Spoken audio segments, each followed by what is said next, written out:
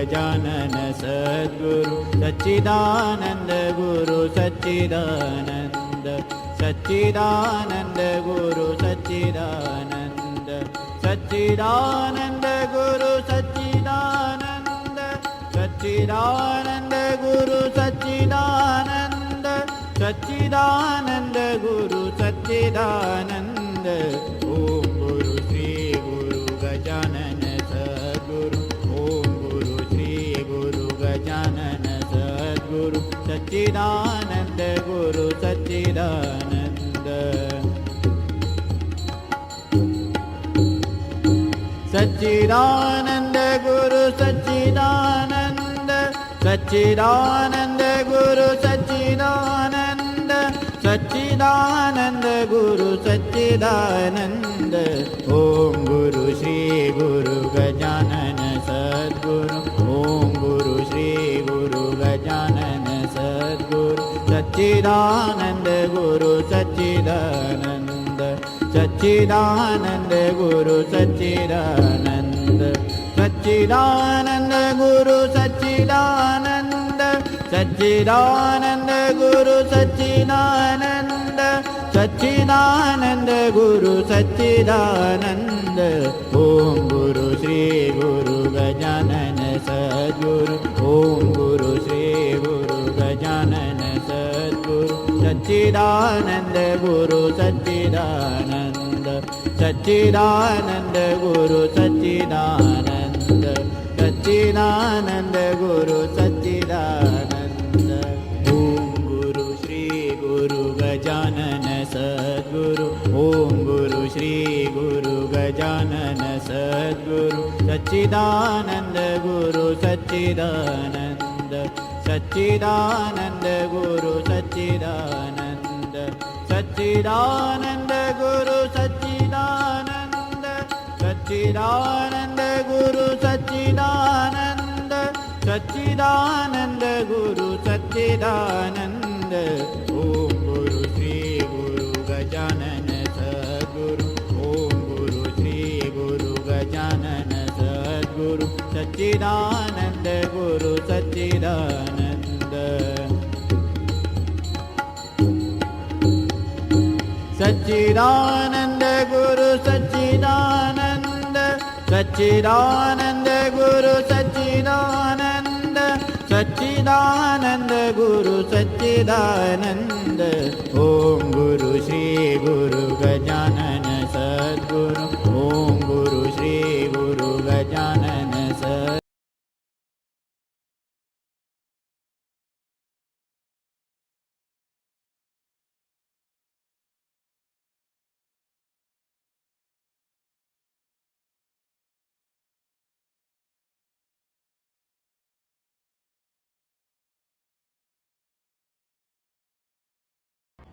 नमस्कार. श्री गजानन महाराज उपासना केंद्र ठाणे यांच्यातर्फे मी आपणा सर्वांचं मनपूर्वक स्वागत करते. श्री गजानन भक्तांसाठी महाराजांचा प्रगट दिन हा एक पर्वणीचा दिवस, हा एक आनंदोत्सव. प्रत्येक गजानन भक्त आपापल्या परीने हा दिवस साजरा करत असतोच. श्री गजानन महाराज उपासना केंद्र ठाणे यांच्यातर्फे गेली 3 ते 4 वर्ष हा उत्सव विविध उपक्रमाद्वारे साजरा केला जातो. यावर्षी आपण 21 विविध ग्रंथांचा अभ्यास करणार आहोत. वेगवेगळ्या निरूपणकारांद्वारे त्या ग्रंथाची महती जाणून घेणार आहोत. आजचा आपला विषय आहे किंवा ग्रंथ आहे उपनिषद, आणि त्याचा परिचय आपल्याला करून देणार आहेत ज्येष्ठ निरूपणकार सौ अलकाताई मुतालिक. उपनिषद हा शब्द आपण अनेक वेळा ऐकलेला असतो, पण उपनिषद म्हणजे नक्की काय? उपनिषद म्हणजे वेदांचा शेवट. उप म्हणजे जवळ आणि निषद म्हणजे बसणे, म्हणजेच गुरूंजवळ बसून ज्ञान प्राप्ती करणे. हे ज्ञान म्हणजे तत्वज्ञान किंवा आध्यात्मिक ज्ञान, जे केवळ गुरु आणि गुरुच देऊ शकतात, तेही शिष्याला जवळ बसवून. उपनिषद 108 प्रकारची आहेत, त्यातली 10 प्रमुख आहेत. उपनिषद ही वेदांच्या शेवटी शेवटी येत असल्यामुळे त्याला वेदांत असेही म्हणतात. आता सविस्तरपणे जाणून घेऊया उपनिषदांविषयी ज्येष्ठ निरूपणकार अलकाताई मुतालिक यांच्याकडून. पण तत्पूर्वी मी अलकाताईंचा आपल्याला परिचय करून देईन. शिक्षण MA MAd त्या निवृत्त शिक्षिका आहेत. त्यांचे सध्याचे कार्य गणेश मंदिरात तत्वज्ञान अभ्यास वर्ग गेली 20 वर्ष चालू आहेत. तसेच श्री गणेश मंदिर डोंबिवली इथल्या त्या अध्यक्ष आहेत. परमपूज्य डॉक्टर काकांच्या अनुग्रहित आहेत. संपूर्ण भारत आणि देश विदेशात प्रवचने आणि भागवत सप्ताह त्या भागवत सप्ताहकारही आहेत.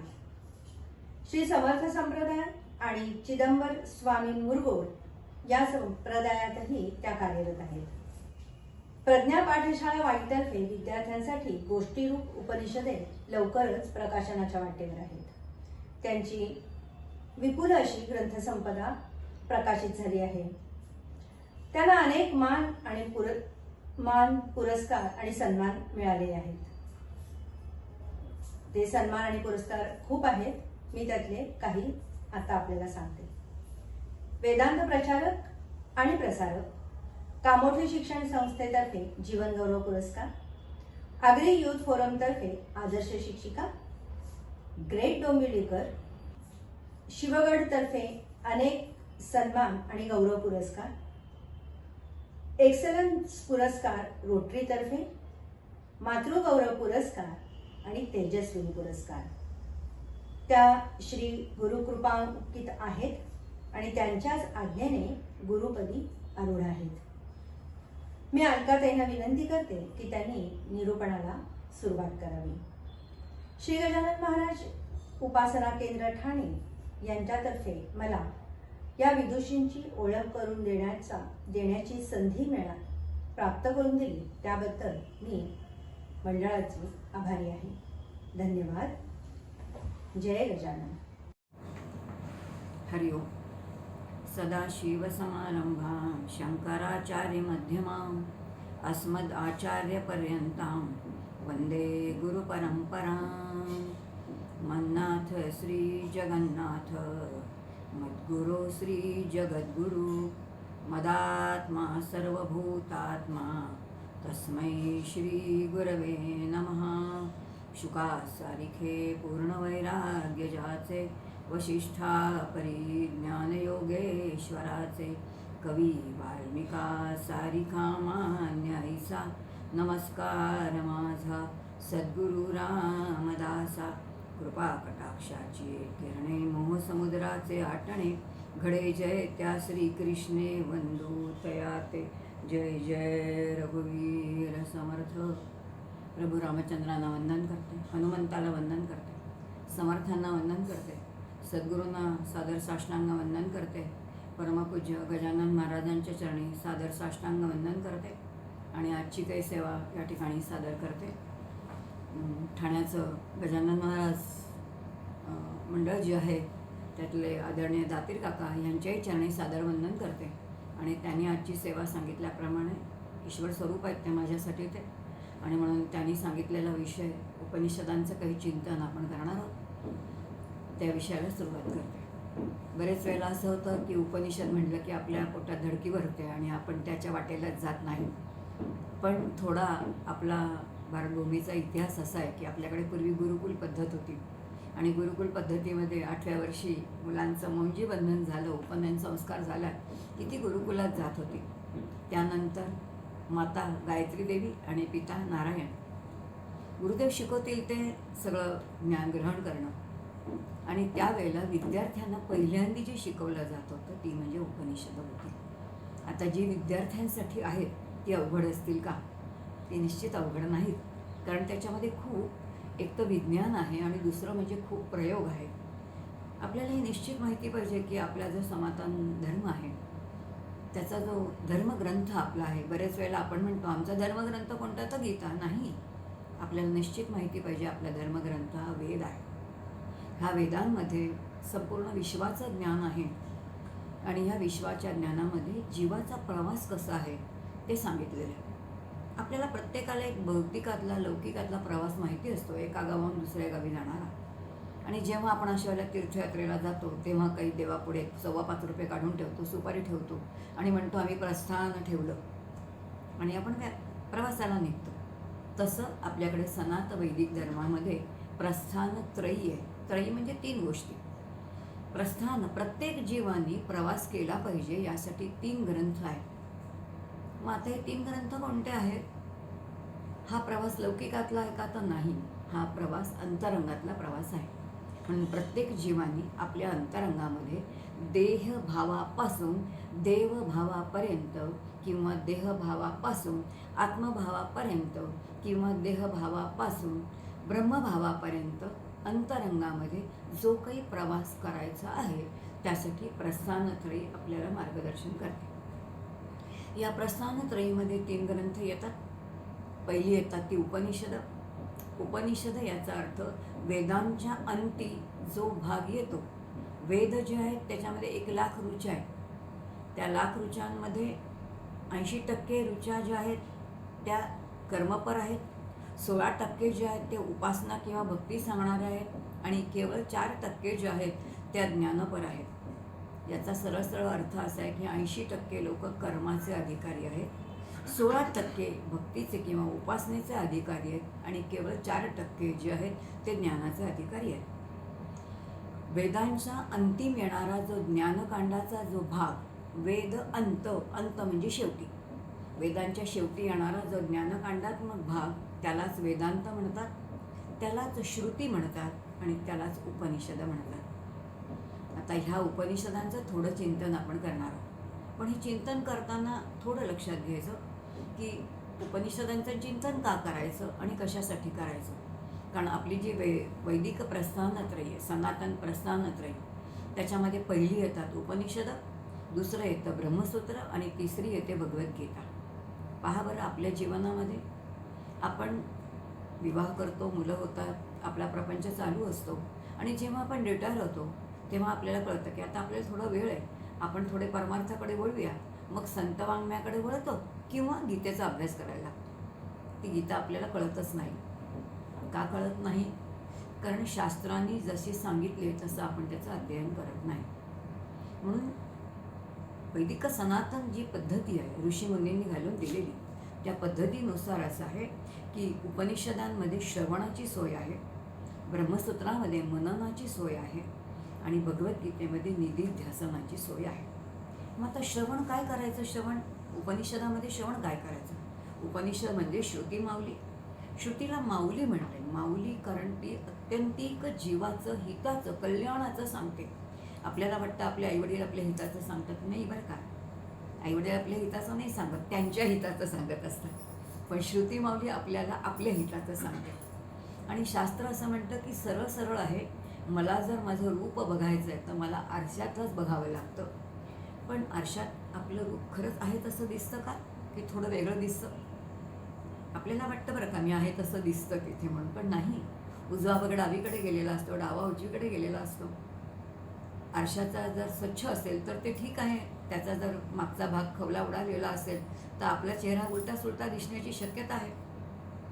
जर डोळे व्यवस्थित नसतील तर प्रतिमासुद्धा व्यवस्थित दिसणार नाहीत. मृत्यूबिंदू झाला असेल तर व्यवस्थित दिसणार नाही. याचा अर्थ आरशामध्ये सुद्धा आपलं रूप बघण्यासाठी अनेक गोष्टी व्यवस्थित असाव्या लागतात. शास्त्र म्हणतं ज्या जीवाला स्वतःचं स्वरूप बघायचं आहे त्यांना उपनिषदांकडे जावं लागतं. उपनिषदांना पर्याय नाही, कारण ज्या तत्वाची तुम्ही आम्ही उपासना करतो, आपण सगळे उपासक आहोत. आपल्याला असं गोड वाटतं की आम्ही भक्त आहोत, पण एक भक्ताची व्याख्या जरी आपण बघितली, समर्थांची एक सोपी व्याख्या आहे, भक्त म्हणता विभक्त नव्हे. याचा अर्थ जो परमात्म्यापासून वेगळा नाहीच आहे, जो परमात्मा स्वरूपच झालेला आहे. आपण ठामपणे छातीवरती हात ठेवून सांगू शकतो का की मी परमात्माच आहे? जर मी हे सांगू शकत नसेल तर मी भक्त नाही, मी उपासक आहे. या प्रांतामध्ये तरी आपल्याला अत्यंत आपल्या स्वतःशी प्रामाणिक असण्याची आवश्यकता आहे. आणि म्हणून ज्या तत्वाची आपण उपासना करतोय ते तत्व म्हणजे काय आहे, त्याची मी उपासना का करायची, कशासाठी करायची? त्याचं माझं नातं काय आहे? त्यांनी विश्वाची निर्मिती केली, त्याच विश्वामध्ये त्यांनी माझी निर्मिती केली. मग असं माझं त्याचं नातं काय आहे? ते कुठे बिघडलं आणि ते बिघडलेलं नातं पुन्हा व्यवस्थित मला करता येईल का? हा सगळा विचार म्हणजे त्या तत्वाचा चिंतनाचा विचार कुठे येतो? तर तो उपनिषदामध्ये येतो. म्हणून श्रुतिमौली त्याला म्हणतात. ही जी श्रुतिमौली अत्यंतिक दयाळूपणे आपल्याला आपल्या उपास्य दैवताचं समग्र स्वरूप दाखवून देते. दुसरा विचार येतो अभ्यासाचा ग्रंथ, तो म्हणजे ब्रह्मसूत्र. त्याच्या वाटेलाच आपण जात नाही, कारण एक तर ती संस्कृत आहे, आपल्याला कळत नाही, त्याचं भाष्यही आपल्याला कळत नाही. पण त्याचं आवश्यकता कशासाठी आहे? पहा बरं, आपण समाजामध्ये राहतो, आपली रोजीरोटी समाजामध्ये आहे.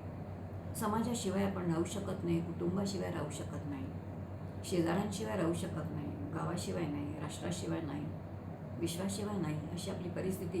कारण मानव हा सामाजिक प्राणी आहे. त्यामुळे समाजामध्ये राहतो आपण. आणि ज्या वेळेला आपण उपासना काही करत असतो तेव्हा आपल्या आजूबाजूला असे काही लोक असतात की जे तथाकथित नास्तिक असतात. नास्तिक म्हणजे ज्याला तुम्ही आम्ही नास्तिक म्हणतोय तसे नास्तिक नाही बरं का. शास्त्र म्हणतं नास्तिक खरा तोच आहे ज्याच्या स्वतःच्या अस्तित्वावरती विश्वास नाही. असे नास्तिक इथे कोणी नाही. प्रत्येकाचा मी नाही असं कुणालाच वाटत नाही. पण ईश्वरावर विश्वास नाही त्याला लौकिकात आपण नास्तिक म्हणतो.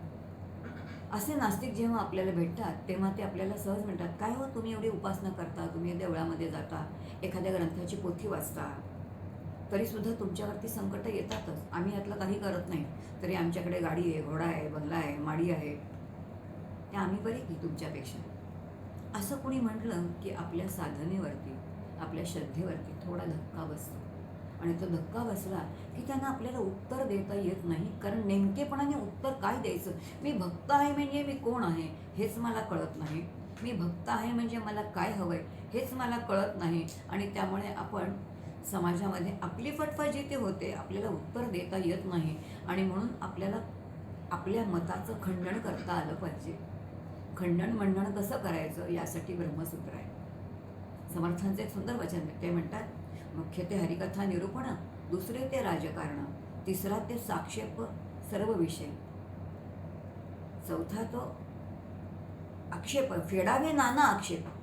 याचा अर्थ कुणी जर माझ्या उपासनेवरती आक्षेप घेतलेला असेल तर ते मला ठणकावूनपणे खोडून काढता आले पाहिजे. याचा अर्थ जर असा कोणी मला भेटला समाजामध्ये की तुमच्या देवापासून माझं काही अडलेलं नाही, तेव्हा त्यांना स्पष्टपणे सांगता आला पाहिजे की मी ज्या मार्गाने चाललेलो आहे तो अध्यात्माचा मार्ग वेगळा आहे, तो थोरखेळ आहे, तो पोरखेळ नाही. कारण ही माझी वाट आहे, आनंदाची वाट मी स्वतः चोखाळलेली आहे. कारण आपल्या संतांचं जे तत्त्वज्ञान आहे ते अद्वैत तत्त्वज्ञान आहे. आणि अद्वैत तत्त्वज्ञानाचा मूळ केंद्रबिंदू कोणता असेल तर ब्रह्मसत्यम जगत मिथ्या जीव ब्रह्मैव नापराः. परमात्मा आनंद स्वरूप आहे, सुखस्वरूप आहे, ज्ञानस्वरूप आहे आणि संपूर्ण विश्व त्याच स्वरूपाचं आहे आणि मीही आनंद स्वरूपच आहे. त्यामुळे परमार्थाचा मूळ हेतू कोणता असेल तर सकल दुःखाची कारणासहित निवृत्ती, अर्धा भाग, पुढचा भाग परमानंदाची प्राप्ती. मग अशा वेळेला आपल्याला सांगता आलं पाहिजे की हा परमार्थ हे माझं ध्येय आहे, तुमचं नाही आहे. तुम्ही या मार्गाला येऊ नका. सगळ्यांनी इथे आलं पाहिजे असं नाही आहे. समाजामध्ये कोणीतरी आणखीन काही समाजकारण करणार, तुम्ही तिथे ते काम करा. पण आपल्याला हे सांगता आलं पाहिजे. कारण अध्यात्मशास्त्र म्हणजे काय, परमार्थ म्हणजे काय ह्याच्या सुस्पष्ट कल्पना जर आपल्याला असतील ना तर आपल्याला हे ठणकावून सांगता येईल. कारण अध्यात्म म्हणजे शरीर आणि अध्यात्मशास्त्र म्हणजे याच शरीरामध्ये एक शाश्वत तत्व आहे, ज्या तत्वाचा शोध घेण्याचं ते शास्त्र आहे जे सगळ्या संतांनी घेतलेलं आहे. आणि म्हणून सर्व संतांनी देहावरती तुळशीपत्रच ठेवले. त्यांना मी देहाशिवाय मी आहे ही त्यांची अखंड अनुभूती आहे. त्यामुळे स्वरूपाचं अखंड त्यांना भान आहे. पहा, महाराज बसले होते ना, एक लीला केली, लाकडाच्या बाजेवर बसले, तिथे वैश्वानर प्रगटलाय, वन्नी प्रगटलाय, सगळं जळतंय. बाकी सगळे घाबरून गेले. महाराज गेले का? नैनम छिन्नन्ति शस्त्राणी नैनम दहती पावकः. हे त्यांना नक्की माहिती आहे की मला पावक काही करू शकणार नाही. कारण पावक आणि मी आम्ही दोन वेगळ्या सत्तेमध्ये आहोत, माझी सत्ताच वेगळी आहे. इतके ते शांत का राहू शकले? कारण त्यांच्या त्या ज्ञानाला सहजता आहे. तुमच्या आमच्या अज्ञानाला सहजता आहे. अज्ञानाकडून सहजतेकडे जाण्यासाठी जे काही केलं जातं त्याला साधना म्हणतात, त्याला उपासना म्हणतात. आणि म्हणून उपासनेचा सेतू हा प्रत्येक साधकाने, प्रत्येक भक्ताने आपल्या अंतःकरणामध्ये आपल्या पिंडानुसार बांधायचा. जर मी भक्तीचा माझा पिंड असेल तर त्याला प्रेमलक्षणा भक्ती म्हणतात.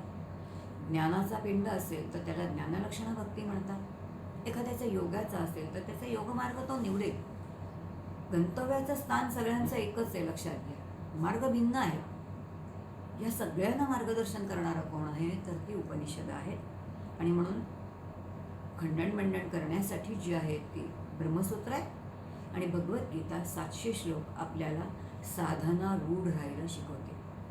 प्रत्येक गीतेच्या श्लोकाचा जर अभ्यास केला, शास्त्रशुद्ध समजून घेऊन केला,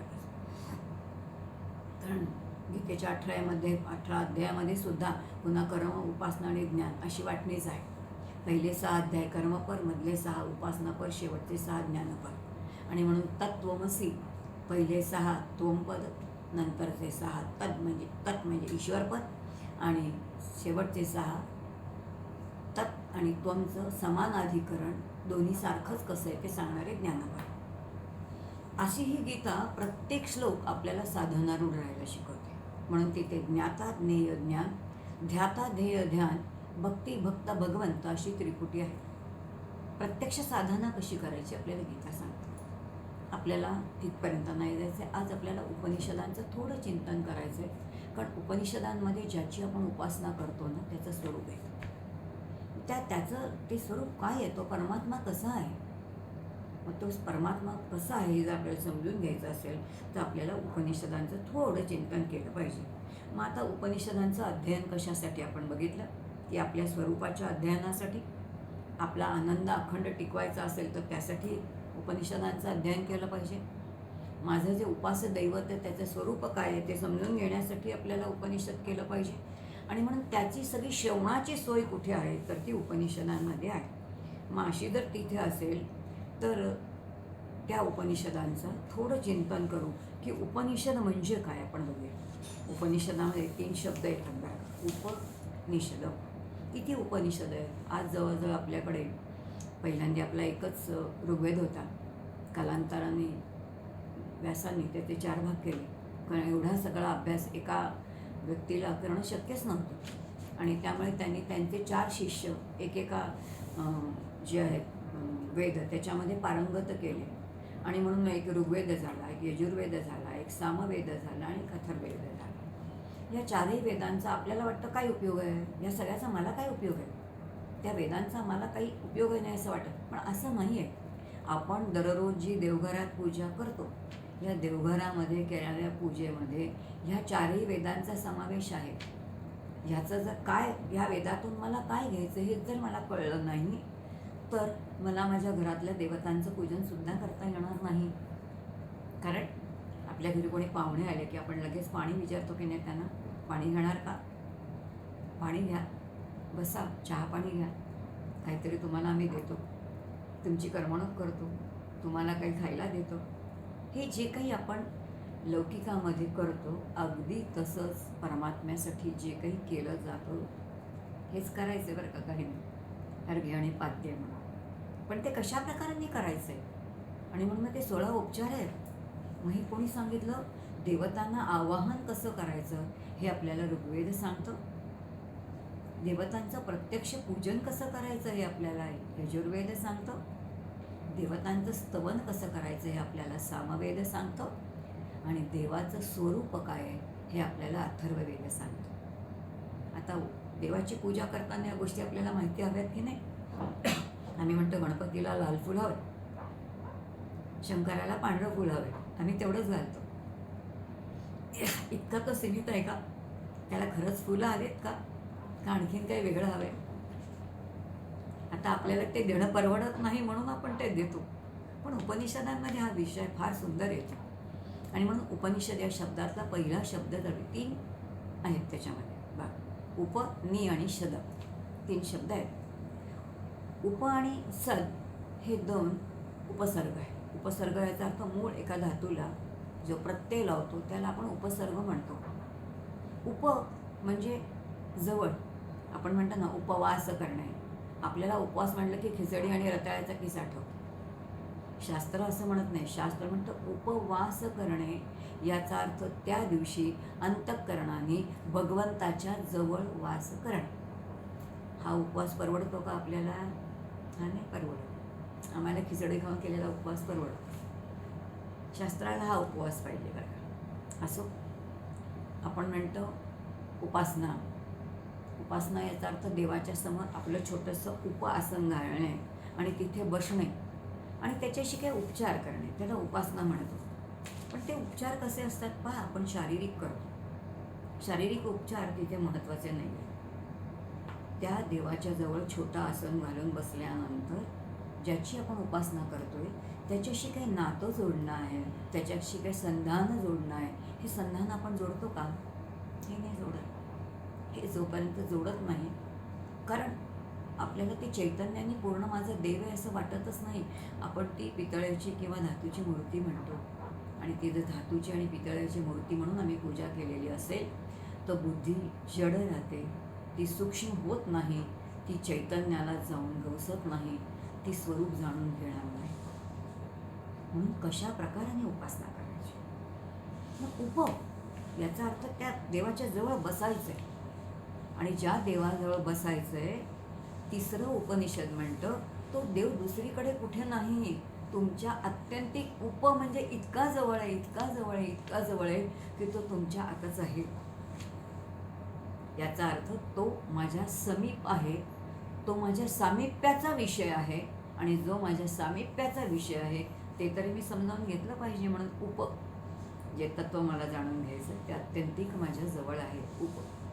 नि म्हणजे नियते घेऊन जाणे. आपण म्हणतो ना नीतीने वागणे, धर्माने वागणे. नियते ती विचारांनी मला घेऊन जाते, एक वेगळा अर्थ येतो. पण इथे म्हणजे बुद्धीचा जो गुण आहे त्याला म्हटले निर्धारात्मक, निर्णयात्मक.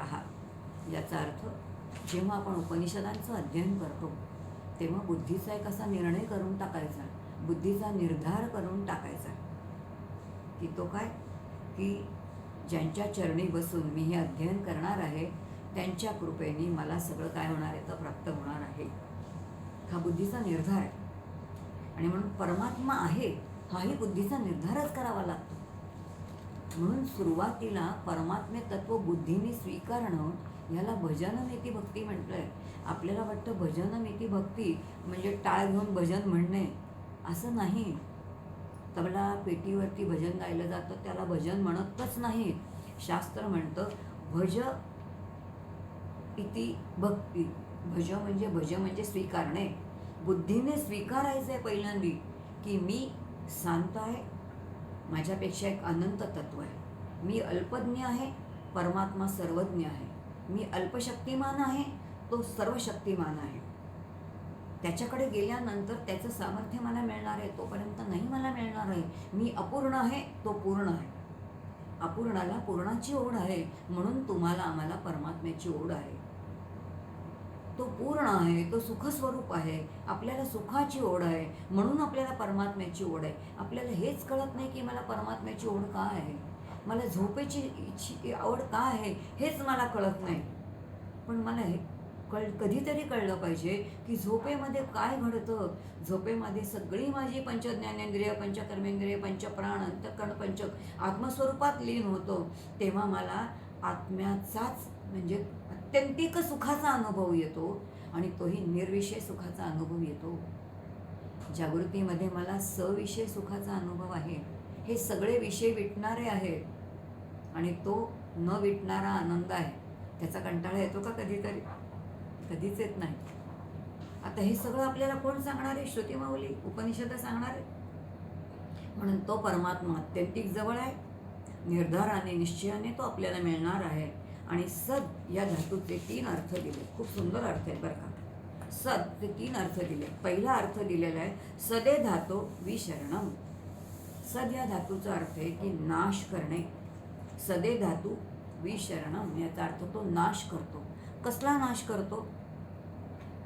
तो आपल्या अविद्येचा नाश करतो, तो आपल्या अज्ञानाचा नाश करतो. आपण शाळेत गेलो कधीतरी, शाळेमध्ये काही श्लोक आपल्याला शिकवले, शाळेच्या भिंतींवरती लिहिलेलं असतं. त्यातला एक श्लोक सगळ्यांना पाठ आहे तुम्हा आम्हाला. ओम असतो मा सद्गमय, तमसो मा ज्योतिर्गमय, मृत्योर्मा अमृतम गमय. हे जे 3 पदं आहेत ना, ही 3 पदं म्हणजे सद या धातूचे अर्थ आहेत. सदे धातू विसरणम, याचा अर्थ सद धातू अज्ञानाचा नाश करतो, असतकडून सतकडे घेऊन जातो, अविद्येकडून विद्येकडे घेऊन जातो, अज्ञानाकडून ज्ञानाकडे घेऊन जातो. दुसरं म्हटले गच्छर्ती, सदे धातो गच्छर्थम, गम गच्छती हा संस्कृत धातू आहे. सदे धातो गच्छर्थम, सद धातू मला घेऊन जातो. कुठे घेऊन जातो? एक नाश करतो, अज्ञानाचा नाश करतो. मग कोणतं अज्ञान आहे आपल्याकडे? आपल्याकडे 2 गोष्टी, एक स्वतःच्या विषयी आहेत त्याला अविद्या म्हणतात, जगताच्या विषयी आहे त्याला अज्ञान म्हणतात. मला, मी जन्माला आलेलो आहे, मी काही काळ राहणार आहे आणि मला मृत्यू आहे, असा भाव जोपर्यंत जीवाच्या पाशी आहे त्याला अविद्या म्हणतात. लौकिकातल्या कितीही डिग्र्या असल्या तरी त्याचा काही तिथे उपयोग नाही. संत म्हणतात तुम्ही अविद्येमध्ये जा.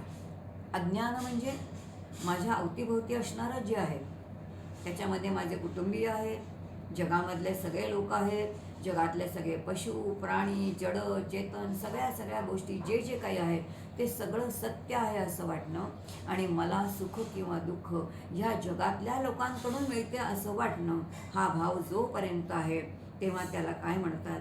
तर त्याला अज्ञान म्हणतात.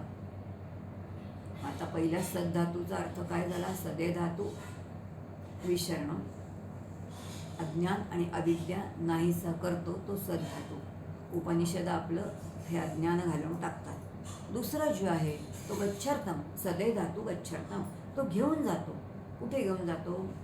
तो आपल्याला कुठून कुठे घेऊन जातो? पहिलं बघितलं ओम असतो सद्गमय, तमसोमा ज्योतिर्गमय, तमाकडून अज्ञानाकडून ज्ञानाकडे घेऊन जातो. जे माझ्याकडे अज्ञान आहे त्या अज्ञानाकडून ज्ञानाकडे घेऊन जाणारा कोणता धातू असेल तर तो सद्धातू आहे. आणि तिसरं म्हटलंय सदे धातू, ज्याला म्हटलंय अवसादानार्थम, म्हणजे पकड ढिली करणे. पकड ढिली करणे. किती पकडी आहेत आपल्यावरती अनेक पकडी आहेत ही आपल्याला माहिती नाही. मी देह आहे असं मला वाटतं, ही देहोहम ही पक्कड आहे. 5 प्रकारच्या भ्रांती आहेत सांगितल्या शास्त्राने. दुसरं मी करता आहे असं मला वाटतं, मी भोगता आहे असं मला वाटतं. या सगळ्या काय आहेत ते या सगळ्या ग्रंथी आहेत आपल्यावरती, या सगळी बंधनं आहेत आपल्यावरती, या सगळ्या इतक्या गाठी आहेत. त्याच्यानंतर दर्शणारं जगत सगळं सत्य वाटते आपल्याला. जगत सत्यत्व भ्रांती, कर्तृत्व भ्रांती, भोक्तृत्व भ्रांती, संघ भ्रांती. ज्याच्या सहवासामध्ये राहतो त्याचा संघच धरतो आपण. सारखे कोणा कोणाच्या तरी संघात असतो. खरं तर आपण निस्संग आहोत, पण आपण एकटे कधीच राहू शकत नाही. एकटं राहिलं की आपल्याला कारण नसताना भीती वाटते. संघ, कोणाच्या तरी संघाने राहणं आणि विकार, या सगळ्या भ्रांती आपल्याकडे आहेत. जे जसं आहे तसं आपल्याला कधी दिसतच नाही. जे दिसतंय आपल्याला ते सत्य वाटतं, आणि जे मी माझ्या डोळ्यांनी बघितलंय ते मला सत्य वाटतं. शास्त्र म्हणतं तसं नाही. कारण रात्री आपल्याला सूर्य दिसत नाही, आपण म्हणतो आता सूर्य नाही. सूर्य नाही असं नाही आहे, तो मला दिसत नाही आहे. मग सूर्य नाही आहे का? याचा अर्थ ज्ञानालाच मर्यादा आहे. हे जे बुद्धीची सूक्ष्मता आहे ना, ही बुद्धीची सूक्ष्मता कोण करून देतं? तर आपल्याला उपनिषद करून देतं. आणि म्हणून उपनिषदांचा अर्थ सांगितलेला की 3 अर्थ बघितले आपण. की पहिला जो आहे की तो आपल्याला काय आहे तर अविद्येचा नाश करते, दुसरं म्हणजे अज्ञानाचा नाश करते, मृत्यूकडून अमृत तत्वाकडे घेऊन जातं. आणि म्हणून घेऊन जाणं तमसोमा ज्योतिर्गमय, मृत्यूकडून अमृत तत्वाकडे नेणं. कारण देव शाश्वत आहे. शाश्वत म्हणजे त्रिकाला बाधित आहे. विश्व निर्माण होण्याच्या पूर्वी ते होते, विश्व निर्माण झाल्यानंतरही आहेत, आणि विश्व एक दिवस नसेल तरी सुद्धा देव किंवा परमात्मा आहेच. आपलं तसं आहे का? आपल्याला काय वाटतं, मी कधीतरी नव्हते, आज आहे, कधीतरी नसणार आहे. मग आता मी नसणार आहे की माझा देह नसणार आहे, सांगा बरं. आपण नेहमी म्हणतो की माझा हात आहे, माझा पाय आहे, जे जे माझं आहे ते मीपेक्षा वेगळं आहे. अगदी सरळ आहे. जर घर माझं असेल तर मी घर आहे का? माझी साडी असेल तर मी साडी आहे का? माझी बांगडी आहे तर मी बांगडी आहे का? माझं घड्याळ आहे तर मी घड्याळ आहे का? याचा सरळ सरळ अर्थ असा आहे की या सगळ्यापेक्षा मी कोणीतरी वेगळा आहे. हे जो मी आहे, या मीचा शोध, मीचं स्वरूप सांगणं, आणि ते शाश्वत आहे. आणि म्हणून मी कधी तो कसा नाही, त्याच्यावरती कोणते विकार नाही आहेत. तो त्याच्यावरती विकार करताच येत नाही, कारण त्याला विकार नाहीच आहेत. विकार याचा तर काही बदल होणे. आपल्याकडे दूध असतं, ते दूध ठेवलं तर नासतं. मग आई काय करते, त्या दुधामध्ये दही घालते. दही घातल्यानंतर विरजण लावते. याचा विरजण लावलं की त्याचं दही होतं. दही झालं की त्याचं ताक करते, ताकाचं लोणी काढते, लोण्याचं तूप काढते. ते तूप पुष्कळ काळ राहतं. याचा अर्थ दुधावरती विकार केला की नाही, दुधाचा विकार झाला का? तो विकार आहे, ते नाशणं हा विकार आहे. पण दुधाचं तूप करणं हा संस्कार आहे, जे तूप 10 वर्षाने 15 वर्ष टिकू शकतं. मग संस्कार केल्यानंतर एक वेगळं आहे.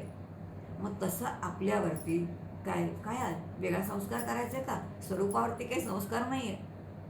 आत्मस्वरूपावरती संस्कार नाही, ते नित्यच आहे. संस्कार आपल्या बुद्धीवरती करायचा आहे. जी बुद्धी जेवढा आहे तिच्यावरती आहे. मूळ स्वरूपावरती संस्कार करताच येत नाही, कारण ते निरंजन तत्व असं असणार आहे. म्हणून तत्व काय आहे, स्वतःचं स्वरूप काय आहे, ज्याची उपासना स्वरूप, हा सगळा विषय आपल्याला कोण सांगताय, तर ते उपनिषद सांगते. आणि मग या उपनिषदामधले सगळे जे मंत्र आहेत, मुख्य जी आपली उपनिषद आहे ती साधारणतः दशोपनिषदं, ही 10 उपनिषदं प्रमुख मानली जातात. ही प्रमुख का मानली जातात याचं कारण एकच आहे, कारण या 10 उपनिषदांवरती श्रीमद शंकराचार्यांनी भाष्य लिहिलेलं आहे. भाष्य म्हणजे अत्यंत विस्तृत भाष्य लिहिलं. त्यांनी जर भाष्यच लिहिलं नसतं ना, तर आपल्याला या उपनिषदांचा विषय कळलाच नसता. ज्याला म्हणतो आपण बिटवीन द लाईन्स, अर्थ कळला पाहिजे. बरेच वेळा आई म्हणते, वारे मेल्या तू मर. तर आईला खरंच मुलांनी मरायला हवंय का? मेल्या तू मर हे कौतुकाने म्हणणाऱ्या आईला मुलांनी जगायला हवंय, हा त्याचा खरा अर्थ आहे. मग आई बोलते एक आणि तिच्या आत्मनामध्ये असणारा अर्थ वेगळा आहे. म्हणून एक वाच्यार्थ, एक लक्षार्थ आहे. हा लक्षार्थ जर समजून घ्यायचा असेल तर काही शास्त्र आहे, आणि ते शास्त्र समजून घेणं, म्हणून त्याचा काय, शास्त्र समजून घेण्यासाठी जे आपल्याला सहाय्य करतं ते काय, तर उपनिषद आहे. आणि म्हणून अशी उपनिषद आत्यंतिक आपल्या सुखाचं चिंतन करतात, आपल्या लौकिक जीवनाचं चिंतन करतात, आपण कर्म कसं करावं असं सांगतात, आपण उपासना कशी करावी असं सांगतात. हा सगळा विषय जो आहे तो उपनिषदांचा आहे. आता उपनिषदांचं वैशिष्ट्य आहे का, वेदांचंच वैशिष्ट्य असतं की त्याच्यामध्ये काही विधी आहेत आणि काही निषेध आहेत. ज्याचं पालन केलं पाहिजे त्याला विधी म्हणतात, ज्याचं पालन करायचं नाही, जे टाळायचं आहे त्याला निषेध असं म्हणतात. म्हणून मग काही गोष्टी पाळायच्या आहेत, काही गोष्टी टाळायच्या आहेत. मग कोणत्या पाळायच्या आहेत की सद्विचार आपल्याला घ्यायचे आहेत, सदाचार घ्यायचा आहे, दुराचार सोडायचा आहे, धर्माने वागायचं हे आपल्याला घ्यायचं आहे, अधर्म आपल्याला सोडायचा आहे, सत्याचा अंगीकार करायचा आहे, असत्य आपल्याला टाकायचं आहे. याचा अर्थ आपल्याला बुद्धी दिलेली आहे ना, या बुद्धीचा वापर आपल्याला करायचा आहे. या बुद्धीचं वैशिष्ट्य असं आहे की त्या बुद्धीमध्ये 2 प्रवाह आहेत. उपनिषदांचा शास्त्राचाच विचार आहे की एक शुभ विचार असतो, एक अशुभ विचार असतो. सतत 2 आपल्या बुद्धीमध्ये हे 2 वासनांचे प्रवाह वाहतच असतात. शुभाशुभ प्रवाहांना वहंती वासना सरित. प्रत्येक जीवाच्या बुद्धीमध्ये शुभ आणि अशुभ अशा वासनांचे 2 प्रवाह वाहत असतात. त्यातला अशुभ प्रवाह टाळायचा आणि शुभ प्रवाह स्वीकारायचा. हे काम बुद्धीचं आहे. हे बुद्धीचं जे कार्य आहे त्यालाच विवेक असं म्हणतात. आणि म्हणून या विवेकाचा वापर आपल्याला करायचा आहे. आणि विवेकाचा वापर करून घेऊन आपल्या अत्यंतिक नरदेह जो आपल्याला मिळालेला आहे त्या नरदेहाचं आपल्याला सार्थक करून घ्यायचं आहे. मग सार्थक करून घेताना आपल्याला सगळं सोडायला सांगितलं आहे का? असं काही सोडायला सांगितलेलं नाही. वेद असं सांगतच नाही. वेदातले विचार हे केंद्रीभूत विचार आहे, मानव केंद्रीभूत विचार आहे. संतांचे विचार हे मानव केंद्रीभूत विचार आहे. आणि फक्त एवढंच आहे की स्वार्थ काढून ते आपल्याला व्यापक करतात आणि म्हणून व्यष्टीपासून ते आपल्याला समष्टीपर्यंत घेऊन जातात. आणि म्हणून उपासनेने व्यापकता आली पाहिजे. हा या उपासनेचा काय आहे तर मुख्य म्हणजे हेतू आहे. उपासनेने शुद्ध जेव्हा आपण कर्म करतो तेव्हा शुद्ध वेदवीत निष्काम कर्माने अत्यंतिक चित्ताची शुद्धी होऊन जाते. आता चित्ताची शुद्धी होणे याचा अर्थ काम इतकं चोख करणं. आपण एरवी काम केल्यानंतर आपल्या मनात सहज येतं कुणीतरी माझ्या कामाला दाद द्यावी बरं का. असं का वाटतं? कारण ते काम मी केले म्हणून वाटतं. पण ते जर मला ईश्वराने दिलेलं आहे, परमात्म्याने दिलेलं आहे, माझा देह मला परमात्म्याने दिलेला आहे, त्या परमात्म्यासाठी मला काम करायचं आहे, ते केलेलं काम मला त्याला समर्पित करायचं आहे. मग आता त्याचं फळ तो बघून देईल ना. ते मिळालं पाहिजे असता तरी विषय का असावा. असं निष्काम कर्म कधीतरी विचार आपल्या अंतःकरणात आला पाहिजे. जितकी कर्म निष्काम घडतील तितकी आपण ईश्वराभिमुख होतो. आपण ईश्वराभिमुख होतो म्हणजेच ईश्वराची कृपा होते.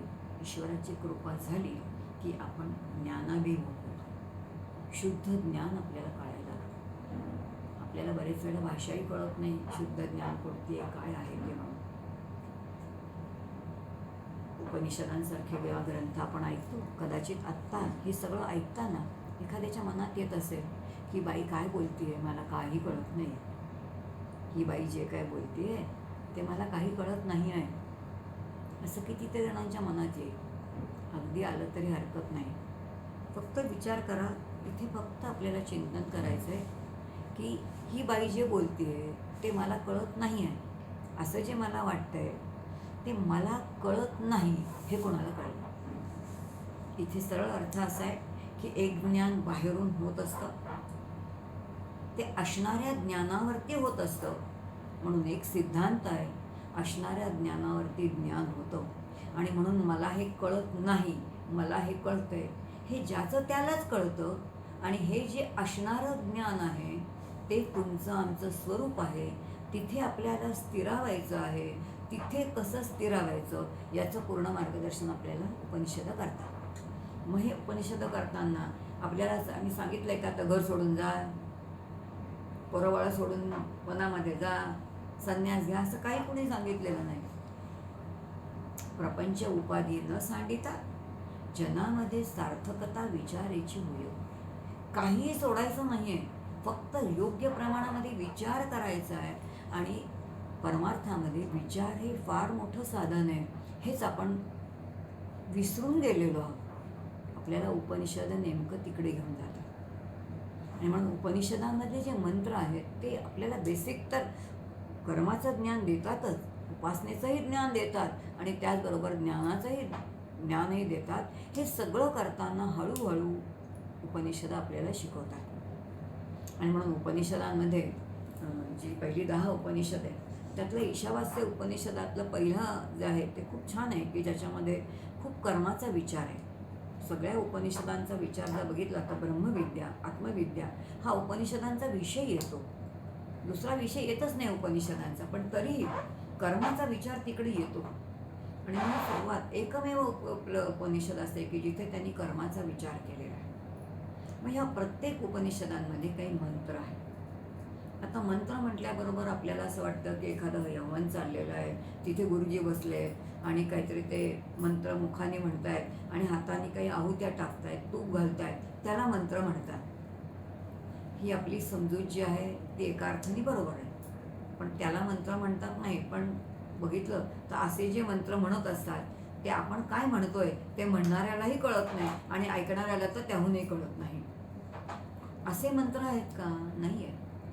मंत्र या अर्थात सरळ आहे की मनन करतो तो मानव. मनन करणे म्हणजे सारासार विचार करणे. माझ्या प्रत्येक गोष्टीमध्ये, माझ्या कर्मामध्ये, माझ्या वागण्यामध्ये, माझ्या अभ्यासामध्ये, प्रत्येक गोष्टीमध्ये विचार करून करणं, मनन करणं याला मानव म्हणतात. मग या मानवाला काय आहे, त्यांनी काय केलं पाहिजे, मनन करणे. मग मंत्र काय आहे, मननेन त्रायते इति मंत्र. हा ज्याचं मनन केलं असता हा भवसागर तरुण जाता येतो त्याला मंत्र म्हणतात. उपनिषदातले प्रत्येक मंत्र आपल्याला हा भवसागर कसा तरुण जायचा. भवसागर म्हणजे आपल्या बाजूचं असणारं हे जग, जे जग कधीच आपल्या मनासारखं वागत नाही. ते माझ्या मनासारखं वागेल आणि मग मी काही साधना करेन असं कधीही होणार नाही. जग जगापरी चालेल, जग जगाच्या परीनेच चालणार. कोणीही माझ्याकडे बघणार नाही. माझ्या घरातले लोक कोणीही माझ्या मनासारखं नक्की वागणार नाही आहेत, पण ते सगळे मला अनुकूल करून घ्यायचे आहेत. जरी अनुकूल नसले तरीही का करून घ्यायचे, कारण मला माझ्या आनंदाला धक्का लावायचा नाही. माझा जर आनंद मला अखंड टिकवायचा असेल तर मला माझ्या स्वरूपाचं चिंतन केलं पाहिजे. माझे जर नातेवाईक मला दुःख देत आहेत असं मला वाटायला लागलं आणि मी त्यांचं चिंतन करत गेले तर दुःख देणाऱ्यांचं चिंतन केल्यानंतर मला दुःखाची प्राप्ती होणार आहे. पण त्या उलट परमात्मा आनंद स्वरूप आहे, त्याचं चिंतन केलं तर मला आनंदाची प्राप्ती होणार आहे. त्यामुळे विचार करायचा आहे, मला जीवनामध्ये आनंद हवा आहे का दुःख हवं आहे. जर मला आनंद हवा आहे, मला सुख हवं आहे, मला शाश्वत हवं आहे, तो शाश्वत आहे, तो त्रिकालाबाधित आहे. विश्व निर्माण होण्यापूर्वी तो आहे. विश्व एक दिवस नसेल पण तो नक्की आहे आणि तो जसा आहे तसाच मीही आहे. हे पालुपद मात्र विसरायचं नाही बरं का. सुरुवातीला आपल्याला कळणार नाही, पण हळूहळू आपल्याला कळेल. उपनिषदांच्या अध्ययनाने श्रुती माऊलीची इतकी असीम कृपा आहे आपल्यावरती, त्या कृपेनेच आपल्याला कळेल की ह्या सगळ्या गोष्टी आपल्याला उमलून जातील. आणि म्हणून माझं स्वरूप काय आहे हे मला केव्हा कळेल, ह्या उपनिषदांच्या अभ्यासानेच कळेल. मग खरंच मी इतका देहाच्या इतका शांत मर्यादित आहे का, असं नाही आहे ना. हाच मग. आणि अशा या उपनिषदांच्या मध्ये की जे कर्माचाही विचार सांगतायत, ज्ञानाचा सांगतायत, या सगळ्यात आपण विचार करतो तो मंत्र. म्हणून मननेन त्रायते इति मंत्र. मंत्राचं चिंतन केल्याने हा भवसागर तरुण जाता येतो. म्हणजेच या जीवनामध्ये आपल्याला अत्यंत निरपेक्ष आनंदाची प्राप्ती मिळते. मोक्ष म्हणजे दुसरं काही नाही. मोक्ष म्हणजे निरपेक्ष आनंद. आत्ता आपला आनंद कुणावरती तरी अवलंबून आहे. माझ्या आईने छान घरी स्वयंपाक केला तर मला परवडणार आहे. भाजीमध्ये मीठ झालेलं चालेल का, तिखट झालेलं चालेल का, चालणार नाही. याचा अर्थ माझा आनंद कोणावरती तरी अवलंबून आहे. व्यवहारामध्ये आपण जरा काही कोणावरती अवलंबून असलो तर स्वावलंबी होण्याचा प्रयत्न करतो की नाही. नोकरीला जाताना बसने जात असू तर आपण स्कूटर घेतो, नाही तर गाडी घेतो. भाड्याच्या घरात राहत असू तर स्वतःच्या घरात राहायला जातो. या सगळ्या मागची प्रेरणा काय, स्वावलंबनी होणे. मग आनंदाच्या बाबतीत मी स्वावलंबनी व्हायचं की नाही. माझा आनंद माझ्यावरतीच अवलंबून असला पाहिजे की नाही, तो तरी दुसऱ्यांवरती कशासाठी असावा. पण हे पटत नाही. आणि उपनिषद आपल्याला सांगतात की जो परमात्मा आनंद स्वरूप आहे, जो परमात्मा सुख स्वरूप आहे, जो ज्ञान स्वरूप आहे, अरे जीवा ते, अरे वेड्या, ते तुझं स्वरूप आहे. तू जेव्हा उपासना करशील ना तुला तेच मिळेल. आणि जेव्हा तुला खरा आनंद मिळेल तो आतमध्ये आनंदाचा इतका मोठा स्रोत आहे की आता तुला बाहेर जावंच लागणार नाही. मग आनंद आत आहे का बाहेर आहे. आत्ता आपल्याला वाटते बाहेर आहे. मला कोणी छान नवीन शर्ट दिला, नवीन साडी दिली की बरं वाटतं. जो देणारा आहे त्याच्याही विषयी पण आदर वाटतो आणि त्या साडीविषयी पण आनंद वाटतो. साडी किती दिवस टिकणार आहे आणि देणारा आहे किती दिवस टिकणार आहे, आणि जी नेसणारी मी आहे ती मी किती दिवस टिकणार आहे, यातलं कोणीच शाश्वत नाही. इथे शाश्वत एकच आहे, परमात्मा. मग जर शाश्वत असेल तर माझी भावनिक गुंतवणूक मी कुठे करावी. मी जसं बुडणाऱ्या बँकेमध्ये पैसे ठेवत नाही तसं जीवनाची भावनिक गुंतवणूक मी बुडणाऱ्या गोष्टीत, अशाश्वत गोष्टीत ठेवावी का. ती शाश्वतामध्ये असावी. आणि तेच आपल्याला संत सांगतात बघा, शाश्वतामध्ये गुंतवणूक असली पाहिजे, परमात्म्यामध्ये गुंतवणूक असली पाहिजे, भगवंतामध्ये असली पाहिजे. ज्ञानमार्गी असेल तर ते सांगतील ब्रह्मतत्वामध्ये असली पाहिजे. योगी असतील तर सांगतील योगमार्गामध्ये, ओंकारामध्ये ठेवा तत्व. भाषा बदलली जाईल. भाषा वेगळी असेल तरी तत्व काही बदलत नाही. असं हे उपनिषद आपल्या प्रत्यक्ष जीवनाशी निगडीत आहे. असं निगडीत असणाऱ्या उपनिषदांचा जेव्हा आपण मंत्रांचा अभ्यास करतो तेव्हा त्याच्या सुरुवातीला एक अभ्यास करायची खूप छान पद्धत आहे. आणि त्या पद्धतीच्यामध्ये असं म्हटलं जातं की प्रत्येक उपनिषदाला काही शांती मंत्र आहे. शांती मंत्र म्हटल्याशिवाय उपनिषदांचा अध्ययनाला सुरुवातच करायचं नाही असं शास्त्र आहे. आपल्याला काही शास्त्रीय शांती मंत्र माहिती आहे. ओम असत ओम पूर्णमद पूर्णमिदं पूर्णात पूर्णमुदच्यते हा शांती मंत्र आहे. किंवा ओम सहनावतु सहनो बनतु सवीर्यं करवावहै तेजस्विनावधीतमस्तु मा विद्विषावहै. हे सगळे जे आहेत हे सगळे शांती मंत्र आहेत. प्रत्येक उपनिषदाचा शांती मंत्र वेगळा आहे. उपनिषदांच्या अध्ययनामध्ये उपनिषदांचं वैशिष्ट्य असं आहे की ते विद्यार्थ्यांना शिकवायचे असल्यामुळे गुरु शिष्यांचा संवाद तिथे आहे. आणि जिथे जिथे संवाद आहे ना तिथे तिथे रंजकता आहे. कारण काही प्रश्न विचारलेले गुरुने उत्तरं दिलेली आहेत. मग आता जर त्या विद्यार्थ्याला गुरूंकडून ज्ञान प्राप्त करायचं आहे तर त्या विद्यार्थ्यांनी पहिल्यांदा काय केलं पाहिजे? शांतीमंत्र म्हटला पाहिजे. मग शांतीमंत्र कशासाठी आहे? शांतीमंत्र जे म्हटलं जातात त्याला म्हटलेले मंगलाचरण खूप छान आहे बरं का. प्रत्येक ग्रंथाचं महाराजांची पोथी बघितली तरी पहिल्यांदा गणपतीला नमस्कार केलेला आहे की नाही, मग सरस्वतीला केलेला आहे, मग सद्गुरूंना केलेला आहे, मग श्रोत्यांना केलेलं आहे, संतांना केलेलं आहे. हे सगळं काय केलं? याला मंगलाचरण म्हणतात. मंगलाचरण कशासाठी करायचं? मंगलाचरण याचा अर्थ मंगल आदिनी मंगल मध्यानी मंगल अंतानी च. प्रारंभी जर मंगल म्हणजे पवित्र असेल तर मध्यही पवित्र आणि उत्तम आणि त्याचं शेवटे उत्तम आणि पवित्र. आपल्याला जीवनात कोणतंही कार्य करायचं असेल तर पहिल्यांदा त्याचं स्मरण केलं की प्रारंभी त्याचं स्मरण, मध्येही त्याचं आणि शेवटी त्याचं केलं तर ते उत्तम कार्य होतं आणि त्याला समर्पित करता येतं. त्याचं फळ त्याच्या कृपेने उत्तमच मिळून जातं. आपण नाही मागायचं बरं का, आपण फक्त करायचं. मागणं हे आपलं काम नाही. म्हणून मंगल हे जे करणं आहे त्याला म्हटलेले शांतीपाठ. या शांतीपाठाच्या निमित्ताने मंगलाचरण केलं जातं. मग मंगलाचरण कशासाठी म्हटले? पहिल्यांदा नमस्क्रियारूप मंगल. याचा अर्थ गुरु शिष्य दोघे मिळून परमात्म्याला वंदन करतात. गुरुदेव असं म्हणतात की जे ज्ञान माझ्यापाशी आहे ते मला माझ्या शिष्यांना व्यवस्थित देता येऊ दे. माझ्याकडे उत्तमोत्तम असे शिष्य येऊ देत की जेणेकरून माझ्याकडे असणारं सगळं ज्ञान मी त्यांना देईन. म्हणून गुरुदेवांनी प्रार्थना करायचे, शिष्यांनी प्रार्थना करायचे की मला गुरुदेवांकडून ज्ञान मिळवून घ्यायचं आहे. म्हणून माझी बुद्धी त्यांच्या चरणी कशी असली पाहिजे? नतमस्तक असली पाहिजे. तद्विधी प्रणिपातेन परिप्रश्नेन सेवया म्हणून पद्धत आहे बरं का.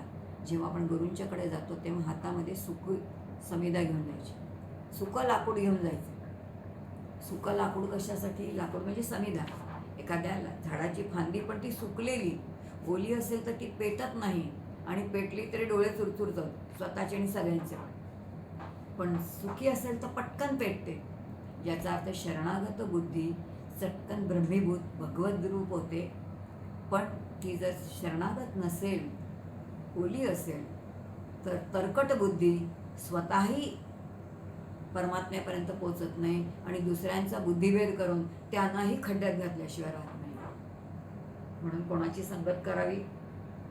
जीवनामध्ये कोणाची? अशा लोकांची, तरकटांची संगत करावी का? नाही.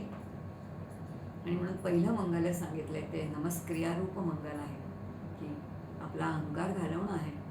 अहंकार घालवून परमात्म्याचं महती स्वीकारणं यासाठी काय आहे तर नमस्क्रियारूप मंगल आहे. दुसरं आहे आशीर्वादात्मक मंगल. ज्याला वंदन करतोय, ज्या परमात्म्याच्या पुढे नतमस्तक आहोत त्यांनी मला कृपाशीर्वाद द्यावा. त्यांनी मला असा आशीर्वाद द्यावा की जेणेकरून माझे गुरुदेव मला जे शिकवणार आहेत ते सगळ्याचं आकलन मला व्हावं. गुरुदेव म्हणतील की मला जो विषय माहिती आहे तो अधिक सोपा करून माझ्या विद्यार्थ्यांना शिकवता यावं. म्हणून मला काय गया तर परमात्म्या तुम्ही आशीर्वाद द्या. याचा अर्थ गुरु शिष्यांनी दोघांनी मिळून काय करायचंय? आशीर्वाद जो आणखीन परमात्मा आहे त्याच्याकडे मागायचा आहे. आणि म्हणून पहिलं जे आहे नमस्क्रियारूप मंगल, दुसरं आशीर्वादात्मक मंगल आणि तिसरं वस्तू निर्देश मंगल.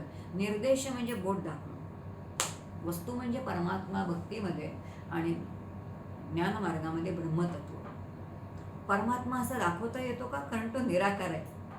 माझ्या घरातलं कपाट मी दाखवू शकेन, माझ्या घरातलं एखादं पुस्तक मी दाखवू शकेन, माझ्या घरातलं मी टी व्ही असं दाखवू शकेन, पण परमात्मा असा दाखवता येणार आहे का मला? नाही दाखवता येणार.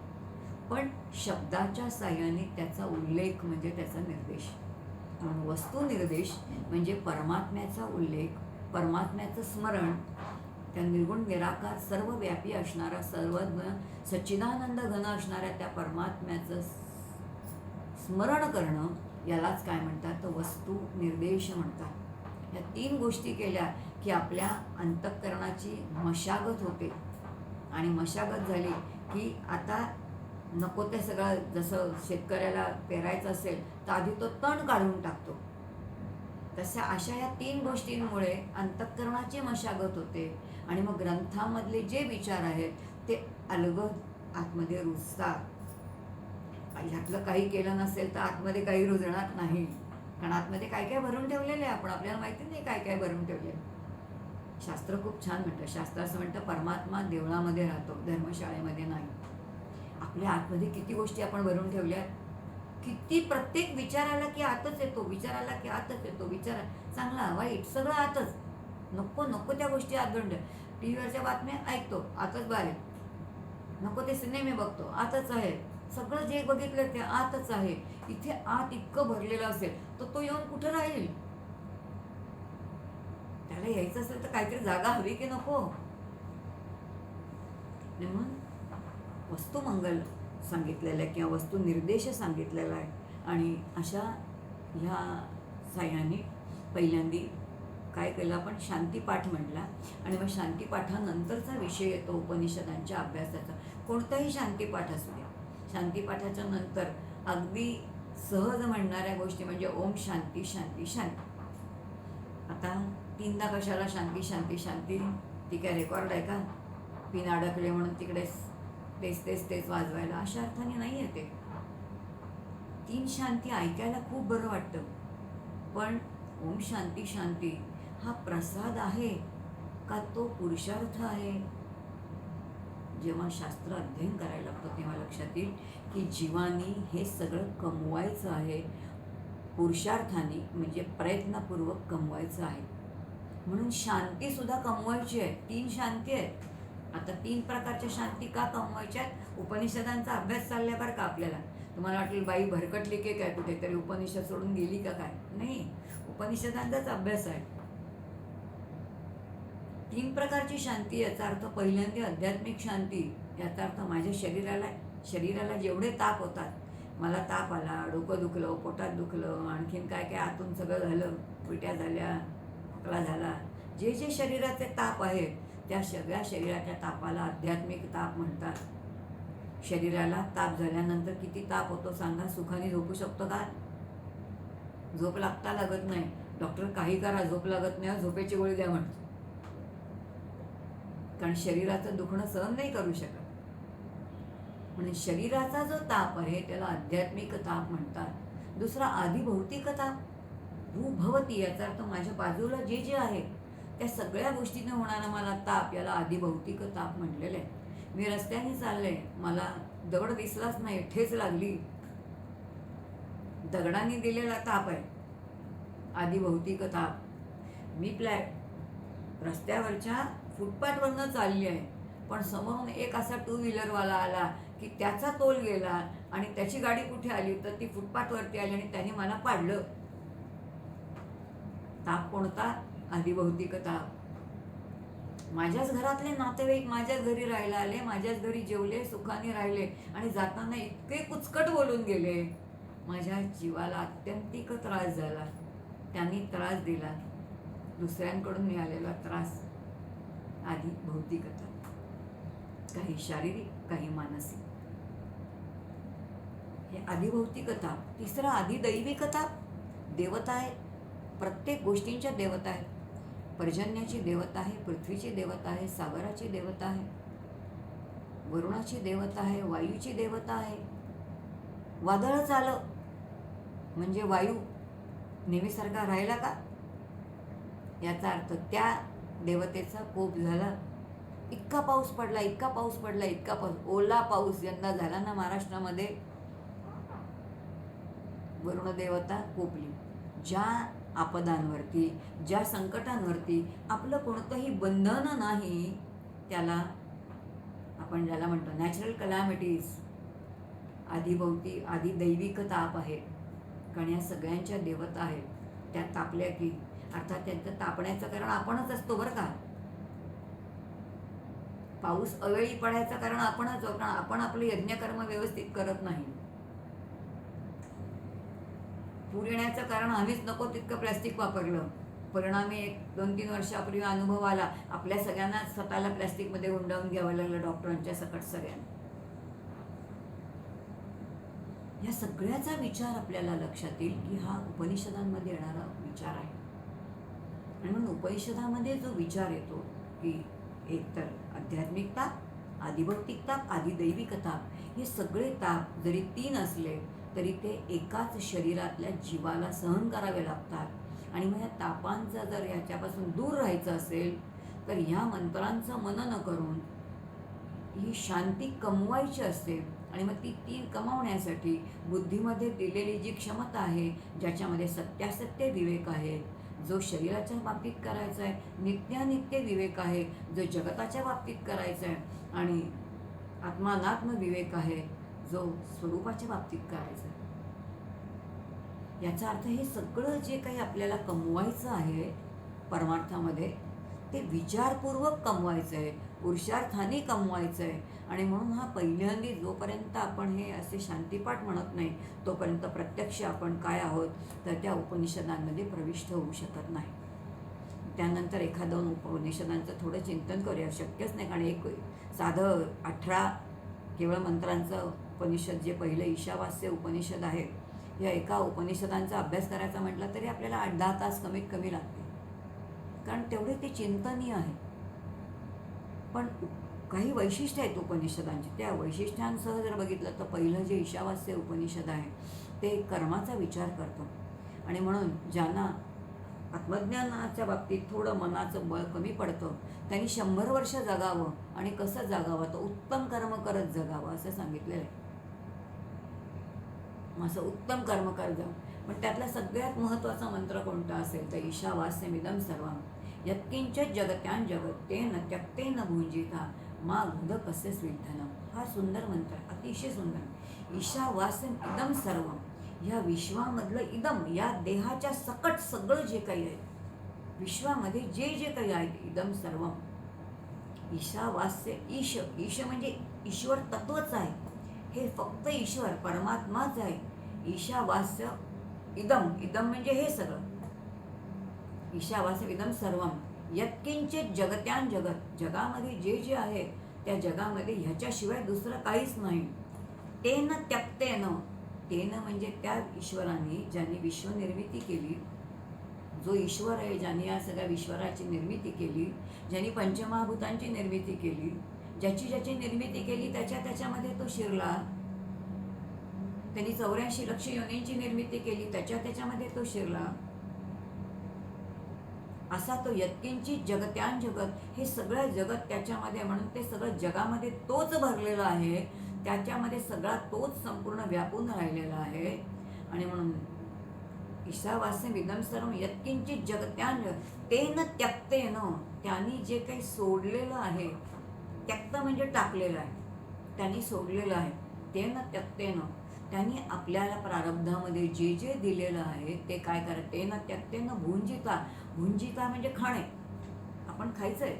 याचा अर्थ त्यांनी जे जे आपल्याला दिले, प्रत्यक्षात नाही खायचं आहे. मला जर उत्तम कपडे दिले असतील तर ते मला परिधान करायचं आहे, मला जर घरात उत्तम भांडी दिली असतील तर मला त्याचा वापर करायचा आहे, मला जर मोठं घर दिलं असेल तर त्या घराची मला काळजी घ्यायची आहे.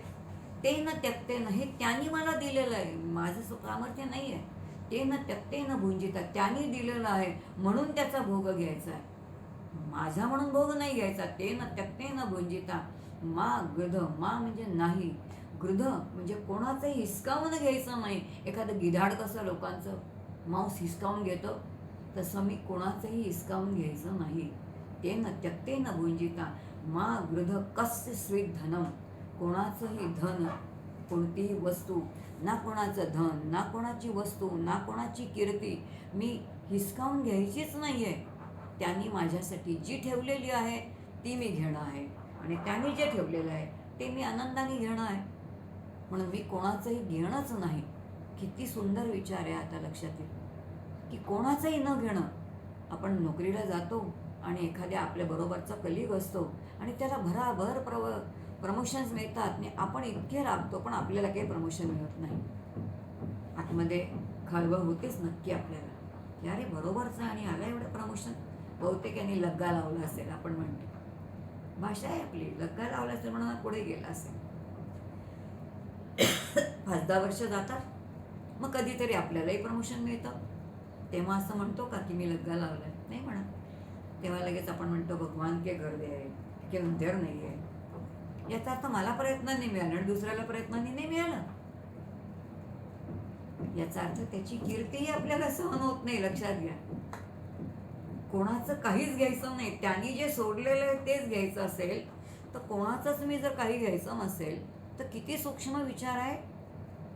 आणि म्हणून त्यांनी सोडलेलं ते जर मला दिलं असेल तर मलाही जेव्हा भोग भोगायचे आहेत तेव्हा ते सोडूनच भोगायचे आहेत. कारण ते माझे नाही आहेत, त्यांनी दिलेलं आहे आणि म्हणून मला त्यागोत्तर भोग घ्यायचा आहे.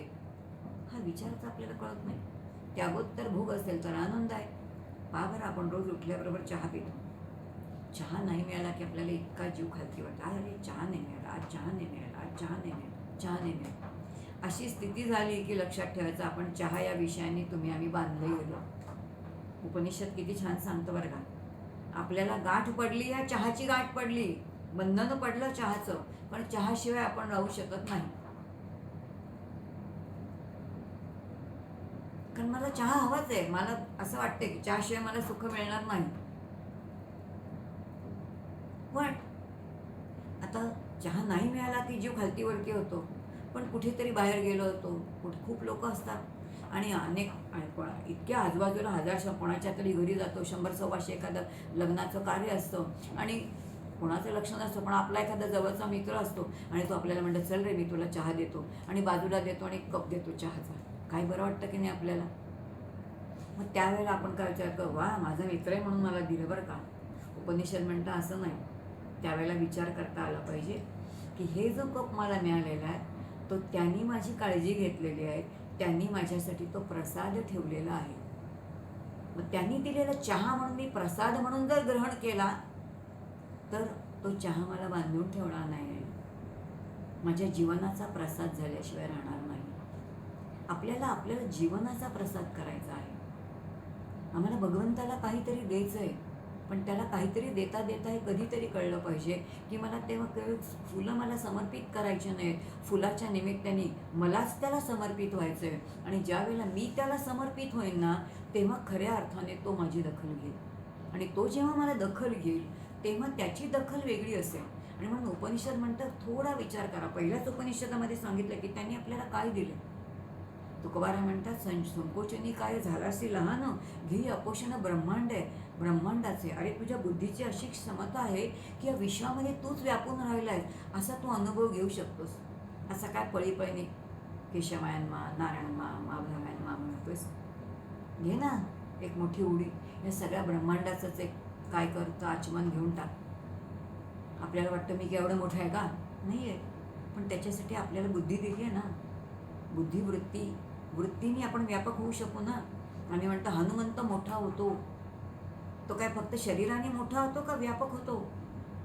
व्यापक होणं शरीराने होणं आहे का वृत्तीने होणं आहे. आणि म्हणून परमात्मा वृत्तीने स्वीकारणं आहे. मला वृत्तीने व्यापक होणं आहे. जितका मी व्यापक होईन तितका मी सुखाने राहू शकणार आहे. आणि म्हणून यद्वै भूमा तत्सुखम अल्पे सुखम नास्ति. मला व्यापक व्हायचं आहे, सर्वसमावेशक व्हायचं आहे. आणि हे सर्वसमावेशक होताना सगळ्या समाजाला सगळं काही देणं आहे. आपल्याला घेणं माहिती आहे, देणं माहिती नाही ना. आपल्याला जरा कोणी दुखवलं की दुःख होतं. पण काय उपनिषदांचा सिद्धांत संत सोप्या भाषेमध्ये सांगतात. दाते जिभ चावली काय कोणी 32 मोडली. माझ्या दाताने जर माझी जीभ चावली तर मी माझे 32 दात मोडत नाही. महाराजांच्या पोथीमध्ये दासगणू महाराजांनी एक सुंदर चरण घातलं. ते म्हणतात पाण्याला काय दुखवता येईल. एक पाण्याची लाट आली तिने काय दुसऱ्या पाण्याला दुखवलं म्हणून ते वैर करतात का. नाही ना. ते अत्यंत आनंदाने राहतात. निसर्गाकडून आपल्याला हे शिकायचं आहे, उपनिषदांकडून आपल्याला व्यापकत्व कसं व्हायचं ते शिकायचं आहे. आणि म्हणून हे शास्त्र म्हणून जेव्हा आपण समजून घेतो, उपासना शास्त्रशुद्ध उपासना जेव्हा समजून घेतो, उपास्य दैवत माझं कोणतं आहे, त्या दैवताला मी नेमकेपणाने काय द्यायचं आहे, त्याची उपासना कशी करायची, हा सगळा उपनिषदांचा विषय आहे. मला जर संतांचं, महाराजांचं पूजन करायचं असेल, महाराजांची खरी उपासना करायची असेल, तर उपनिषदांच्या आधाराने जर केलेली उपासना असेल तर ती दर्जेदार उपासना आहे. आणि म्हणून यदेव करोती विद्यया करोती, जे जाणीवपूर्वक केलेलं साधन असतं ते अत्यंत दर्जेदार होतं. आणि म्हणून जाणीवपूर्वक केलेली साधनं दर्जेदार होते. आणि अशी जर उपासना मला महाराजांची करायची असेल तर महाराजांनी मला कृपा द्यावी. आणि त्यांना आपण प्रार्थना करू की कधीतरी आम्हाला उपनिषदांकडे जाण्याची बुद्धी व्हावी. ती अवघड नाही आहेत, अतिशय सोपी आहेत.